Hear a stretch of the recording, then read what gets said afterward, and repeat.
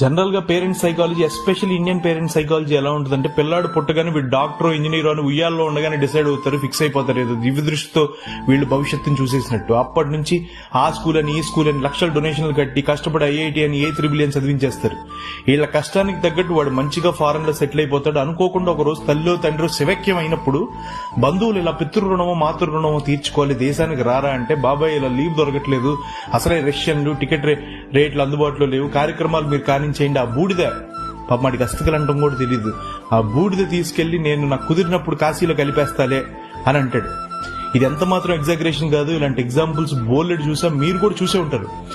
అప్పుడు పైనుంచి వాళ్ళ తల్లిదండ్రులు చూసి, అయ్యో నేను తినకుండా వీడికి పంచభక్ష పరవాణాలు పెట్టాను, నేను సైకిల్ మీద తిరుగుతూ వీడికి డ్యూక్ బైక్ కొనిచ్చాను, రాకెట్ సైన్స్ పుస్తకాలు చదివించాను, వాటితో పాటు ఒక రామాయణం కొనిస్తే బాగుండేది, బీటెక్ చదివించాను, దాంతో పాటు ఒక భగవద్గీత చదివించాల్సింది, పక్క కొంపలో ఉన్న రఘు అమెరికా పోయాడు నువ్వు పోవాలని